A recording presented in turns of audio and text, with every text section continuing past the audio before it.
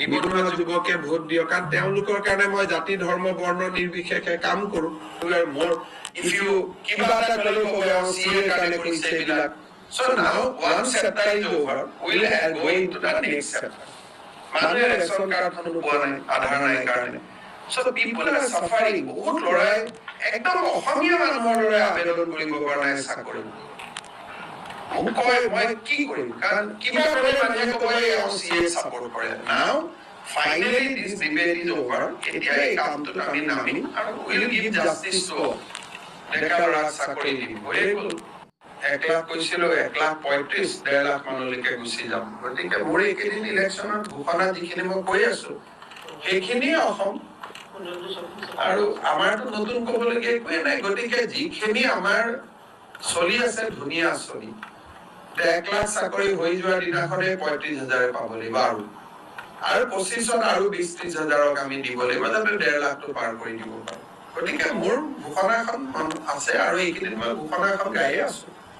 মোৰটো পইণ্টটো very clear যে যোনে বহু বিবাহ কৰে, যোনে বাল্য বিবাহ কৰে তাৰ ভোট মোক নালাগে, মইতো কৈয়ে থওঁ।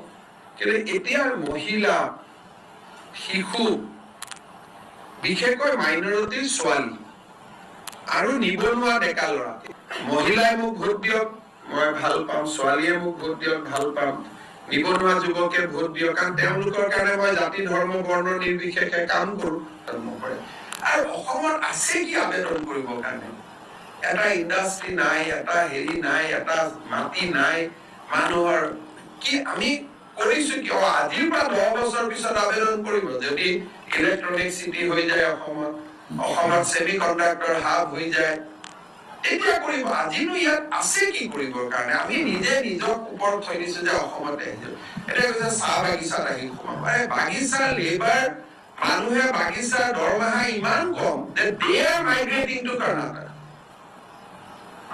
মই বেংগলোৰত যাওঁ, হলত সোমাবই নোৱাৰো। কোনো দোকান পোহাৰ হোটেল চব অসমৰে আগুৰি ধৰে। ক'ৰৰা? বাগানৰ পৰা।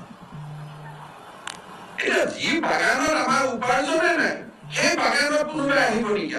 গ'লে গুজৰাটত যাব, মুম্বাইত যাব, কোনোবা যদি আহেও অসমত কিয় আহিব? I think all these issues we have to resolve it. Now it is a better time. Earlier we were more, if you kiba eta kole kobo CA kane korise eibilak. So now one chapter is over, we'll go into the next chapter. Finally this debate is over. Etia ei kamtut ami namim and we'll give justice to all.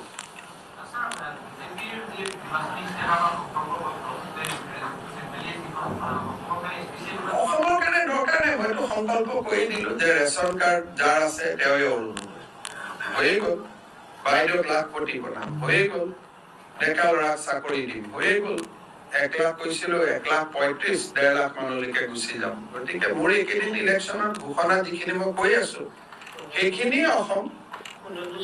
আৰু আমাৰতো নতুন ক'বলগীয়া একোৱে নাই। গতিকে যিখিনি আমাৰ চলি আছে ধুনীয়া আঁচনি, 1 লাখ চাকৰি হৈ যোৱাৰ দিনাখনে 35,000 পাব লাগিব আৰু 25ত আৰু 20-30,000 আমি দিব লাগিব, যাতে 1.5 লাখটো পাৰ কৰি দিব পাৰো।